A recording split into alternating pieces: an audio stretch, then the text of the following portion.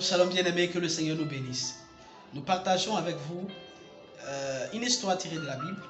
Il s'agit de cette femme adultère qui a été surprise en flagrant d'adultère et qui a été amenée à Jésus pour qu'il puisse donner sa position. Bien-aimés, regardez ce que les pharisiens et les scribes ont dit. Ils ont dit, voici cette femme qui a été surprise en flagrant d'adultère et selon la loi de Moïse, il convient de la lapider à mort. Et toi, Jésus, qu'est-ce que tu en penses? La Bible dit, c'est Jésus qui, dans un premier temps, n'a rien dit. Il s'est mis à écrire à terre. Il s'est mis à écrire par terre. Et étant donné que ces personnes insistaient, Jésus-Christ se releva et dit à ces personnes, s'il est celui qui, d'entre vous, n'a jamais commis de péché. Il n'a pas dit celui qui n'a jamais commis d'adultère. Il dit à ces personnes, celui qui n'a jamais commis de péché, qu'il soit le premier à lancer la pierre. Bien-aimé, le Seigneur nous a fait identifier quelque chose de très important dans cette question. Celui d'entre vous qui n'a jamais péché, qu'il soit le premier à lancer la pierre.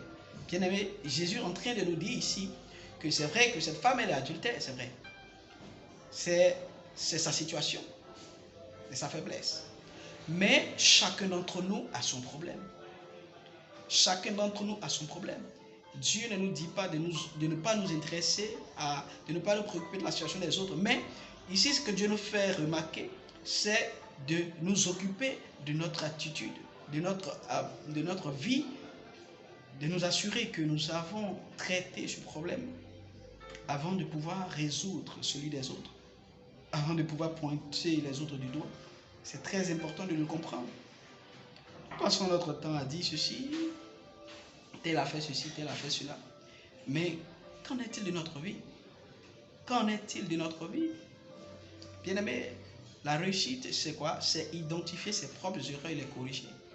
Ce n'est pas d'identifier celui des autres. Ce n'est pas d'identifier celui de ton frère.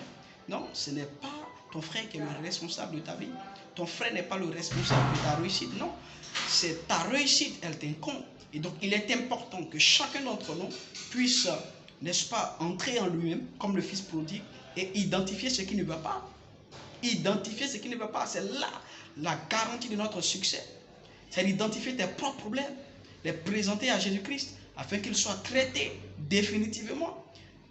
Tu ne peux pas traîner ces choses et espérer prospérer dans la vie. C'est impossible. Voilà pourquoi je vais engager une personne à rentrer en lui-même, entrer en lui-même et identifier ce qui ne va pas, les corriger par la grâce du Seigneur et tu verras que le Seigneur commencera à décorer ta vie. Bien-aimé, que le Seigneur te bénisse. Shalom.